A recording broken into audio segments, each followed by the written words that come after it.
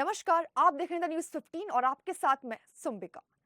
गैर कांग्रेसवाद का नारा देने वाले डॉक्टर लोहिया के अनुयायी तो उनके नारे को आगे ना बढ़ा सके, लेकिन बीजेपी जरूर उनके नारे पर काम करती रही। कहना गलत ना होगा कि कभी आरएसएस के प्रचारक रहे प्रधानमंत्री नरेंद्र मोदी इस नारे को चरितार्थ कर रहे हैं। दरअसल जिस तरह से प्रधानमंत्री नरेंद्र मोदी ने कांग्रेस को पूरी तरह से समेट कर रख दिया है, ऐसे में कहा जा सकता है कि पीएम मोदी अब कांग्रेस के सफाई के लिए पूरी तरह से जुट गए हैं।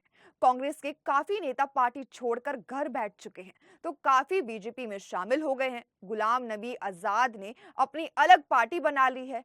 पार्टी टूटने और कांग्रेसियों का भाजपा में शामिल होने का सिलसिला जारी है। महाराष्ट्र के पूर्व मुख्यमंत्री अशोक चौहान के बाद अब मध्य प्रदेश के पूर्व मुख्यमंत्री कमलनाथ की बारी है। कमलनाथ अपने बेटे नकुलनाथ के साथ दिल्ली आ धमके हैं। प्रधानमंत्री नरेंद्र मोदी की रणनीति है कि किसी भी तरह से कांग्रेस को तोड़ दिया जाए, क्षेत्रीय दल उससे इंडिया गठबंधन से चुनाव न लड़ पाए। यही वजह रही कि बिहार में प्रख्यात समाजवादी कर्पूरी ठाकुर को भारत रत्न देकर नीतीश कुमार को एनडीए में शामिल कर लिया गया, तो उत्तर प्रदेश में चौधरी चरण सिंह को भारत रत्न देकर रालोद को एनडीए में शामिल कर लिया गया। उधर पश्चिम बंगाल में टीएमसी, पंजाब और दिल्ली में आप अलग अलग चुनाव लड़ने की बात करने लगी। उत्तर प्रदेश में बसपा को भी अलग चुनाव लड़ने के लिए मजबूर कर दिया गया। आंध्र प्रदेश में तेलुगु देशम पार्टी के भी एनडीए में शामिल होने की बात सामने आ रही है। दरअसल महात्मा गांधी की हत्या के बाद जब तत्कालीन प्रधानमंत्री जवाहरलाल नेहरू ने कांग्रेस सोशलिस्ट से जुड़े नेताओं से कह दिया कि या तो वे कांग्रेस में शामिल हो जाए, नहीं तो अपनी अलग पार्टी बना ले। उस समय डॉक्टर राम मनोहर लोहिया, जयप्रकाश नारायण, आचार्य नरेंद्र देव की अगुवाई में सोशलिस्ट पार्टी का गठन किया गया। उस समय डॉक्टर लोहिया ने पंडित नेहरू पर फिजूल खर्ची का आरोप लगाते हुए गैर कांग्रेसवाद का नारा दिया था। ये वो दौर था कि समाजवादी के साथ जनसंघ के नेताओं और वामपंथी कांग्रेस के खिलाफ थे। लोहिया के गैर कांग्रेसवाद के नारे को बल मिला 1970 में, जब तत्कालीन प्रधानमंत्री इंदिरा गांधी के खिलाफ एक बड़ा आंदोलन खड़ा हो गया। यह आंदोलन छात्र आंदोलन से शुरू हुआ था, जो बाद में जन आंदोलन में तब्दील हो गया। देश में इमरजेंसी लगी। इमरजेंसी में ना जाने कितने पत्रकार, साहित्यकार, नेता, छात्र जेल में डाल दिए गए।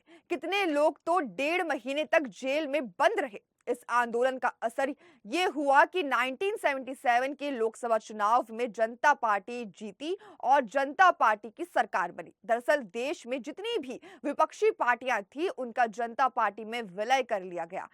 साथ ही मोरारजी देसाई प्रधानमंत्री, चौधरी चरण सिंह गृह मंत्री बन गए। तमाम समझाने के बावजूद चौधरी चरण सिंह ने इंदिरा गांधी को गिरफ्तार करा दिया। मोरारजी देसाई से नाराज चरण चौधरी सिंह के गुट ने कांग्रेस के साथ मिलकर चौधरी चरण सिंह की सरकार बनवा दी। 1979 को चौधरी चरण सिंह प्रधानमंत्री बन गए। चौधरी चरण सिंह की यह पहली और आखिरी गलती थी कि जिन इंदिरा गांधी को उन्होंने गिरफ्तार कराया था, उन्हीं इंदिरा गांधी की बातों में आकर उन्होंने कांग्रेस के साथ मिलकर सरकार बना ली। वही हुआ जिसका डर था।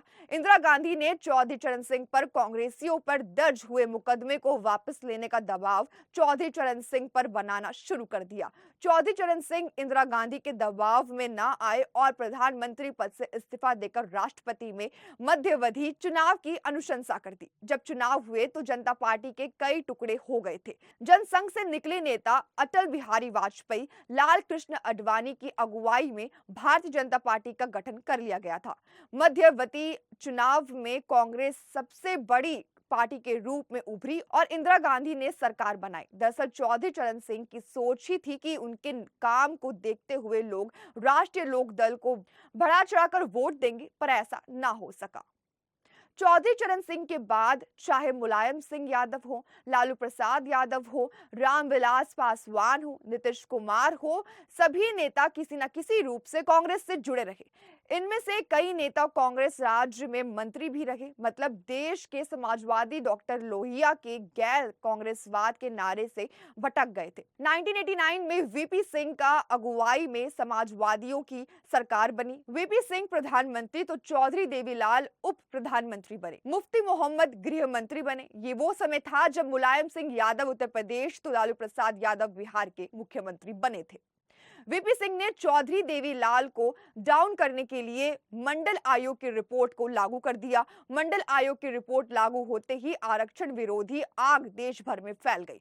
आरक्षण विरोधी लहर का फायदा उठाते हुए तत्कालीन भाजपा के अध्यक्ष लाल कृष्ण आडवाणी ने राम मंदिर निर्माण के लिए सोमनाथ से अयोध्या के लिए राम मंदिर निर्माण यात्रा निकालनी शुरू कर दी। यात्रा के बिहार में घुसते ही लालू प्रसाद यादव ने लाल कृष्ण आडवाणी को गिरफ्तार करवा दिया। साथ ही आडवाणी का गिरफ्तार करना था कि देश भर में राम मंदिर निर्माण को लेकर हिंदुत्व की लहर दौड़ गई। यही वो समय था जब भाजपा का देश में उभार हुआ था। बात डॉक्टर लोहिया के गैर कांग्रेसवाद के नारे की करे तो न केवल 1991 में मुलायम सिंह यादव ने कांग्रेस के सहयोग में अपनी सरकार बचाई, बल्कि कांग्रेस के सहयोग से 1976 में तीसरे मोर्चे की सरकार भी बनी। मतलब समाजवादी होने का दावा करने वाले नेता सत्ता के लिए लोहिया के गैर कांग्रेसवाद के नारे से भटकने लगे। कुछ भी हो, भाजपा ने कभी सत्ता के लिए कांग्रेस के साथ समझौता नहीं किया। यही वजह है कि बीजेपी के नेता राजनाथ सिंह ने अपने अध्यक्षीय कार्यकाल में अपने को असली समाजवादी तक कह दिया था। आज की तारीख में प्रधानमंत्री नरेंद्र मोदी भी समाजवादियों और कांग्रेसियों की कमजोरी का फायदा उठाते हुए विपक्ष को समेटने में लगे हैं। प्रधानमंत्री नरेंद्र मोदी ने जहां वंशवाद पर हमला बोलते हुए कांग्रेस से राहुल गांधी, समाजवादी पार्टी से अखिलेश यादव, राजद से तेजस्वी यादव, शिवसेना से उद्धव ठाकरे, उनके बेटे आदित्य ठाकरे, एनसीपी चीफ शरद यादव की बेटी सुप्रिया सुले, एमके स्टालिन के बेटे उदयनिधि स्टालिन को लेकर क्षेत्रीय दलों पर हमला बोला है। वो बात दूसरी है कि रलौद मुखिया जयंत चौधरी को उन्होंने एनडीए में शामिल कर लिया है।